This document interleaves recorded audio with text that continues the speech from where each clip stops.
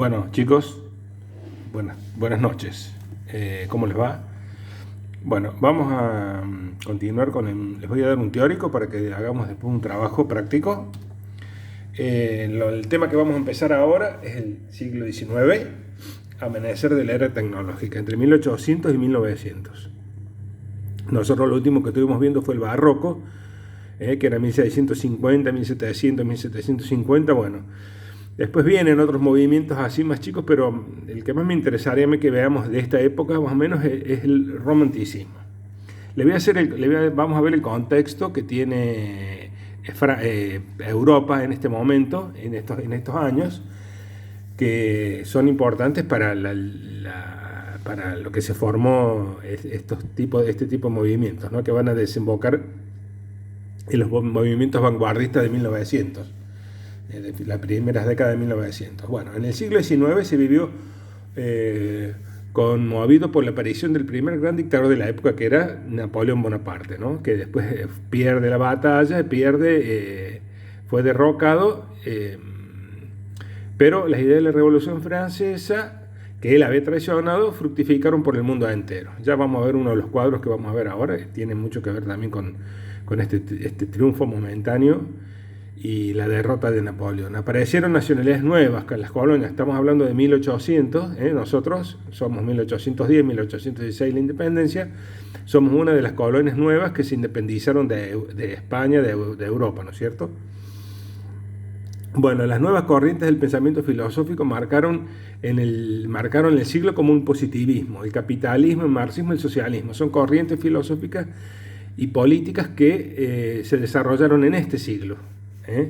El capitalismo, el marxismo, el socialismo y el positivismo son pensamientos filosóficos que van a ser fructíferas de aquí en adelante, ¿no? Actualmente lo vemos, el socialismo, el marxismo, el capitalismo son pensamientos filosóficos que hoy en día los tenemos y hay mucha gente que sigue estos ideales. La revolución industrial, son dos revoluciones industriales, no sé si la han visto en historia. La primera es en 1780 y pico, que es la de la máquina, la que se inventa la máquina a vapor, el ferrocarril. Y se hacen, bueno, por eso se extiende tanto, se empieza a extender gracias al ferrocarril, todos los pueblos y todo lo que se empezó a extender por todo el mundo con la máquina a vapor, ¿no? A diferencia de la segunda revolución industrial, que era la industria, las fábricas, la industria en serie, la industrialización en serie de productos. Esa es la segunda revolución industrial, que es en 1878. Hay 100 años de diferencia entre la primera y la segunda revolución industrial, y las dos son muy importantes. Una es la máquina a vapor y la otra es las fábricas.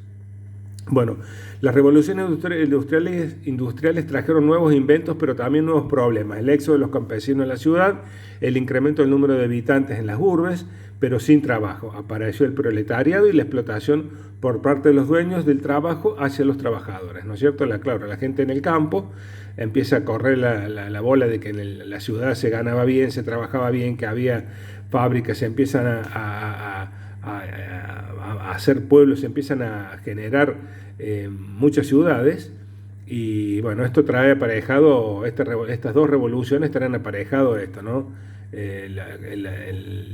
La cantidad de habitantes de las grandes urbes, pero sin trabajo, el hacinamiento, el proletariado, bueno, es un caos, socialmente es una crisis que vive el hombre en esta época también, ¿no? Que lo va a terminar, que desemboca esto en la Primera Guerra Mundial en 1914, chicos. Bueno, en la ciencia se avanzó en el estudio del cosmos, la medicina y la química. Darwin publicó su libro El origen de las especies, que provocaron vivísimas discusiones. En esa época, acuérdense que recién se estaban estudiando las cosas. La teoría de la relatividad de Einstein es de 1910, o sea que esto es anterior. Entonces, todo lo que se estudiaba era como que era nuevo y la gente quedaba muy conmovida. El ingeniero español Marcelino Sautaula paseaba cierto día en 1879 por los alrededores de Altamira y descubrió las pinturas rupestres. El interés de los artistas era entonces de apreciar y estudiar todas las culturas. y todas las formas artísticas antiguas, no solo Grecia y Roma. Claro, antes se estudió solamente Grecia y Roma hasta esa época.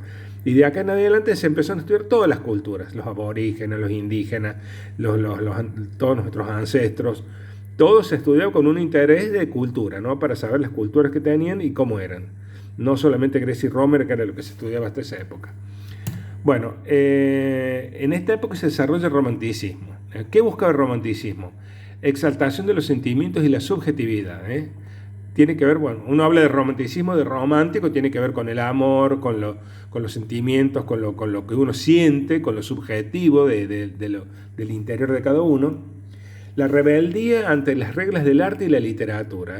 Hasta ese momento, los artistas medio que hacían lo que le pedían los mecenas. Les decían que tenía que hacer tal tema de tal cuadro, y en base a eso el artista trabajaba. Después del romanticismo, el artista hace lo que se le canta. Lo que ellos sienten desde su interior, desde su subjetividad. Empiezan a hacer los temas que ellos le quieren hacer, los que ellos sienten que tienen que hacer. Entonces hay una libertad en el sentimiento, que eso fue muy nuevo para ellos, así sentirse libre de pintar lo que a ellos se les ocurriera, lo que ellos quisieran. En esta época sí lo podían hacer, antes no. El culto del yo y del individualismo, eso es lo que le estoy diciendo. Hacían lo que ellos querían, pensaban en ellos y lo que ellos sentían y lo expresaban de esa forma. Valoración de lo del original, o sea, todo lo que era nuevo era bueno. La originalidad, se despegaron del pasado, de la estructura de la pintura pasada, y buscaban la originalidad en los temas, en la forma de pintar, en cómo expresarlo. La sublimidad es algo sublime, algo que increíble, que no podía ser, que era algo fantasioso. Entonces algo sublime, por ahí se iban, por esos caminos que la gente no podía creer lo que estaban viendo, la fantasía sobre todo, ¿no? Exaltación de la fantasía, que tiene que ver con lo sublime. La nostalgia por el pasado, porque también pensaban de que, bueno, que ellos tenían como también les gustaba ver su origen, su cultura, exaltaban su cultura original, sus ancestros, lo exaltaban, pero como tema, y de ahí se iban a la fantasía, a lo sublime o a lo romántico. Interés de la Edad Media y el Barroco, porque el Barroco también tenía, y la Edad Media, que le da mucha jerarquía al hombre, lo